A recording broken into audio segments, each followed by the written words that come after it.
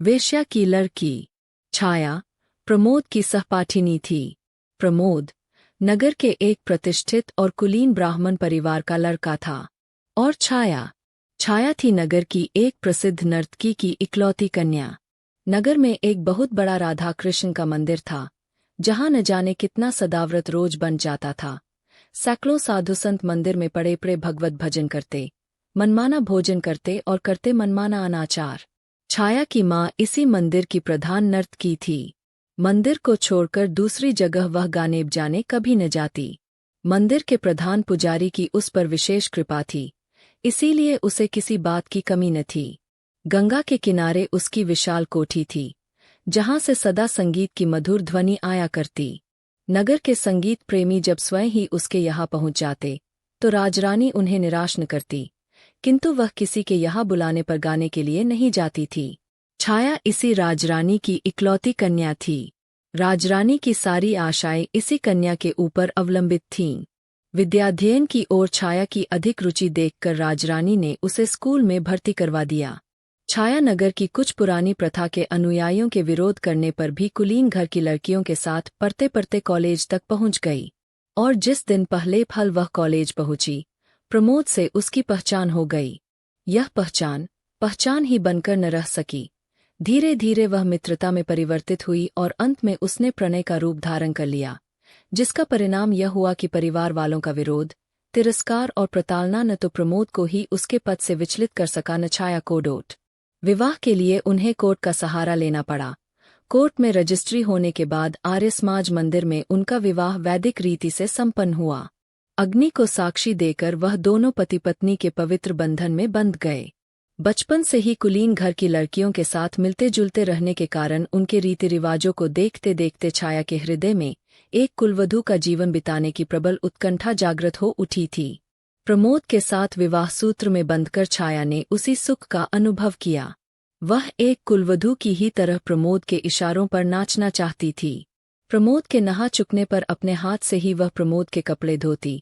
अभ्यस्त न होने पर भी दोनों समय प्रमोद के लिए वह अपने ही हाथ से भोजन बनाती, और थाली परोसने के बाद जब तक प्रमोद भोजन करते, वह उन्हें पंखा झला करती। प्रमोद के भोजन कर चुकने के बाद उनकी जूठी थाली में भोजन करने में वह एक अकथनीय सुख का अनुभव करती। इसके पहले इस प्रकार काम करने का उसके जीवन में कभी अवसर न आया था, किंतु धीरे धीरे उसने अपने आप को ऐसा अभ्यस्त कर लिया कि उसे कोई काम करने में कठिनाई न पड़ती। राजरानी को पुत्री की परिस्थितियों का पता लगता ही रहता था। वह सोचती कि मेरे साथ रहकर छाया यहाँ रानियों की तरह हुकूमत कर सकती थी। बड़े बड़े विद्वान रईस तक यहाँ आकर उसकी कदमबोसी कर जाया करते, किंतु उसकी तो मति ही पलट गई है। अपने आप ही उसने दासियों का सा जीवन स्वीकार कर लिया है। छाया को किसी प्रकार फिर से अपने चंगुल में फांस लेने के प्रयत्न में वह अब भी लगी रहती। वह सोचती ऐशाराम में पली हुई लड़की कितने दिनों तक कष्ट का जीवन बिता सकेगी, कभी न भी चेतेगी और आवेगी। किंतु छाया तो माता के घर के ऐशाराम को घृणा की दृष्टि से देखती थी। यहाँ वह इस कष्ट में भी जिस सुख का अनुभव करती, उसकी आत्मा को जितनी शांति मिलती थी, उस रूप के हाट में, उस वैभव की चकाचौंध में उसके शतांश का भी स्वप्न देखना छाया के लिए दुराशा मात्र थी। छाया प्रमोद के विशुद्ध और पवित्र प्रेम के ऊपर संसार की सारी विभूतियों को निछावर कर सकती थी। प्रमोद के साथ यह छोटा सा मकान उसे नंदनवन से भी अधिक सुहावना जान पड़ता था। सारांश यह कि छाया को कोई इच्छा न थी। प्रमोद का प्यार और उनके चरणों की सेवा का अधिकार वह सब कुछ पा चुकी थी। प्रमोद के विवाह के बाद प्रमोद के माता पिता ने उन्हें अपने परिवार में सम्मिलित नहीं किया। अपने इकलौते बेटे को त्याग देने में उन्हें कष्ट बहुत था, किंतु प्रमोद के इस कृत्य ने समाज में उनका सिर नीचा कर दिया था, अतएव वह प्रमोद को क्षमा न कर सके। स्वाभिमानी प्रमोद ने भी माता पिता से क्षमा की याचना न की। अपनी समझ में उन्होंने कोई बुरा काम न किया था, इसलिए शहर में ही पिता ने कई मकानों के रहने पर भी वे किराए के मकान में रहने लगे। परिवार और समाज ने प्रमोद को त्याग दिया था, किंतु उनके कुछ अपने ऐसे मित्र थे जो उन्हें इस समय भी अपनाए हुए थे। अपने इस छोटे से इन्हें गिने मित्रों के संसार में छाया के साथ रहकर प्रमोद को अब और किसी वस्तु की आवश्यकता न थी। आर्थिक कठिनाइयां कभी बाधा बनकर उनके इस सुख के सामने खड़ी हो जाएंगी, प्रमोद को इसका ध्यान भी न था। कॉलेज के प्रोफेसरों और प्रिंसिपल की उनके साथ बड़ी सहानुभूति थी। उनका आचरण कॉलेज में बड़ा उज्ज्वल रहा था और वे परीक्षाओं में सदा पहले ही आए थे। इसलिए वह थोड़ा प्रयत्न करने पर वहां प्रोफेसर हो सकते थे। परंतु सुख की आत्मविस्मृति तक बाह्य आवश्यकताओं की पहुंच कहाँ। कॉलेज में एक हिंदी के प्रोफेसर का स्थान खाली भी हुआ, किंतु प्रमोद अपने सुख में इतना भूल गए थे कि उन्हें और किसी बात का स्मरण ही न रहा। उनके मित्रों और छाया ने एक दो बार उनसे इस पद के लिए प्रयत्न करने के लिए कहा भी, किंतु उनका यह उत्तर सुनकर, छाया, क्यों मुझे अपने पास से दूर भगा देना चाहती हो, छाया चुप हो गई। उसे अधिक कहने का साहस न हुआ। वह प्रमोद के भावुक स्वभाव से भली भांति परिचित थी। छोटी छोटी साधारण बातों का भी उनके हृदय पर बड़ा गहरा प्रभाव पड़ता था। यौवनजनित उन्माद और लालसाएं चिरस्थायी नहीं होतीं। इस उन्माद के नशे में जिसे हम प्रेम का नाम दे डालते हैं, वह वास्तव में प्रेम नहीं, किंतु वासनाओं की प्यास मात्र है। लगातार 6 महीने तक छाया के साथ रहकर अब प्रमोद की आंखों में भी छाया के प्रेम और सौंदर्य का वह महत्व न रह गया था जो पहले था। अब वह नशा कहाँ था। उन्हें अपने कर्तव्य का ज्ञान हुआ। उन्हें अब ऐसा जान पड़ता जैसे उन्होंने कोई बहुत बड़ी भूल कर डाली है। आर्थिक कठिनाइयां भी उन्हें पद पद पर शूल की तरह कष्ट पहुंचा रही थीं। इसके अतिरिक्त माता पिता के स्नेह का अभाव उन्हें अब बहुत खटक रहा था। उनका चित्त व्याकुल सा रहता। बार बार उस स्नेह की शीतल छाया में दौड़कर शांति पाने के लिए उनका चित्त चंचल हो उठता। माता पिता के स्नेह में जो शीतलता, ममता का मधुर दुलार और जो एक प्रकार की अनुपम शांति मिलती है, वह उन्हें छाया के पास न मिलती। छाया के प्रेम में उन्हें सुख मिलता था, शांति नहीं। स्नेह मिलता पर शीतलता नहीं, आनंद मिलता पर तृप्ति नहीं। हाँ, प्यास और तीव्र होती जान पड़ती। आनंद और सुख के जलन की मात्रा अधिक मालूम होती। वे माता पिता के स्नेह के लिए अत्यधिक विकल रहते, किंतु जब माता पिता ने ही उन्हें अपने प्रेम के पलने से उतारकर अलग कर दिया, तब स्वयं उनके पास जाकर उनके प्रेम और दया की भिक्षा मांगना प्रमोद के स्वाभिमानी स्वभाव के विरुद्ध था। प्रमोद का स्वास्थ्य भी अब पहले जैसा न रह गया था। दुश्चिंताओं और आर्थिक कठिनाइयों के कारण वे बहुत कृश और विक्षिप्त से रहते। समाज में भी अब वह मान प्रतिष्ठा न थी। हर स्थान पर उनके इसी विवाह की चर्चा सुनाई पड़ती। प्रमोद के इस कार्य से ही नहीं, स्वयं प्रमोद से भी किसी को किसी प्रकार की कोई सहानुभूति न रह गई थी। सब लोग प्रायः यही कहते कि प्रमोद 2 ही 3 साल के बाद अपने इस कृत्य पर पछताएगा। यह विवाह प्रमोद सरीखे विवेकी और विद्वान युवक के अनुकूल नहीं हुआ। ठहरी तो आखिर वेश्या की ही लड़की ने कितने दिन तक साथ देगी। वेश्याएं भी किसी की होकर रही है या यही रहेगी। इस प्रकार न जाने कितने तरह के आक्षेप प्रमोद के सुनने में आते। इन सब बातों को सुन सुनकर प्रमोद की आत्मा विचलित सी हो उठी। उन्हें इन सब बातों का मूल कारण छाया ही जान पड़ती। वे सोचते, कहाँ से मेरी छाया से पहचान हुई।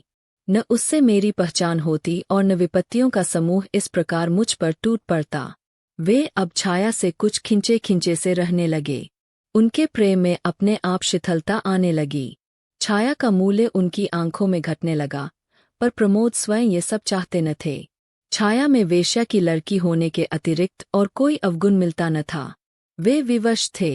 हृदय के ऊपर किसका वश चला है। वे अपने व्यवहार पर स्वयं ही कभी कभी दुखित हो जाते, फिर वही भूल करते। कभी कभी औरों के सामने भी छाया से वह ऐसा व्यवहार कर बैठते जो अनुचित कहा जा सकता था। छाया सुख की छाया में ही पलकर बड़ी हुई थी।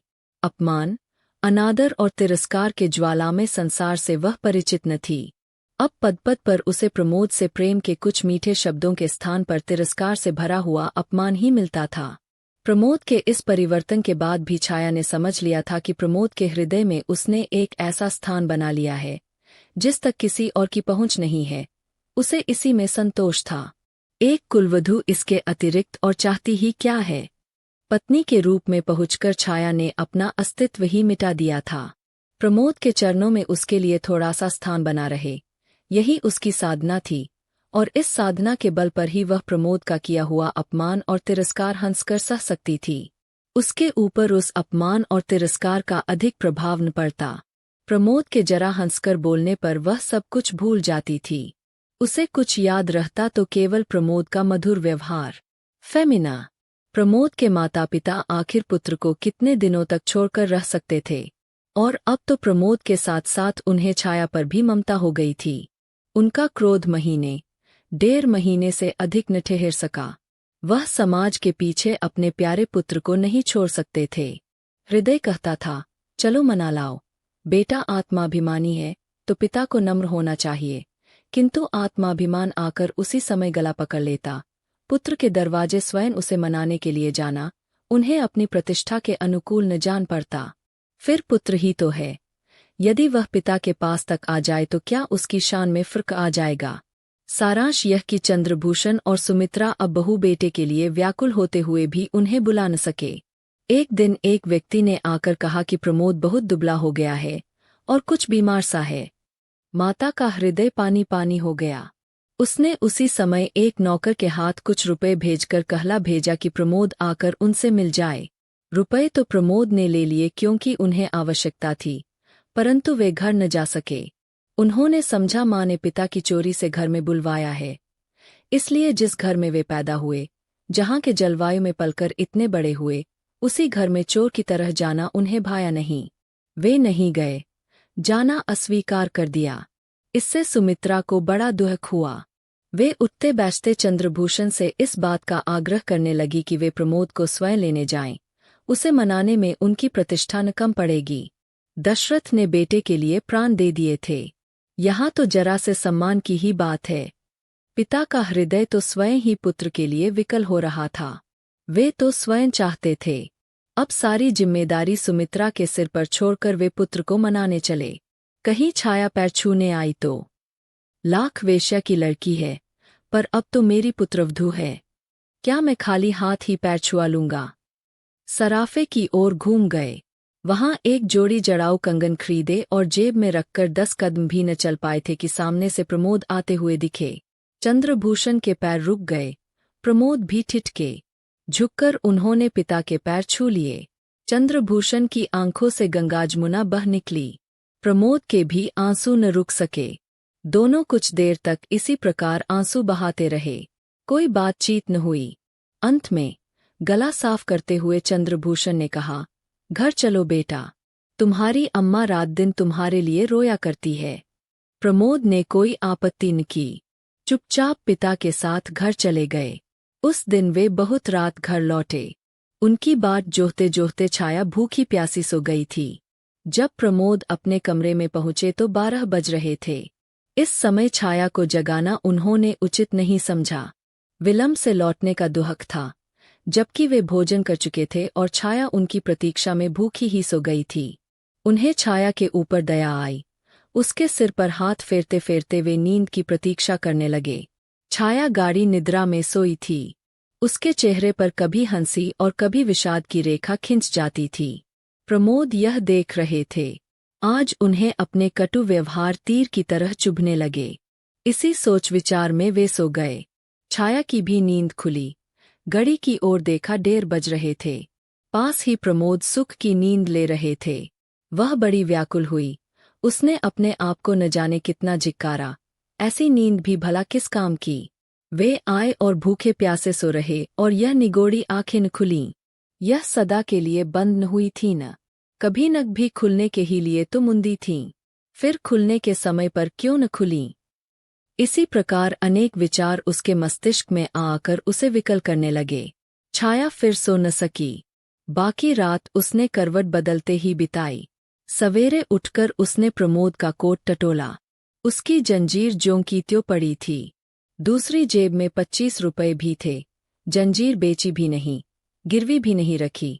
फिर ये रुपए कहाँ से आए? प्रयत्न करने पर भी छाया इस उलझन को न सुलझा सकी। सवेरे प्रमोद सोकर उठे तब उनका चेहरा और दिनों की अपेक्षा अधिक प्रसन्न था।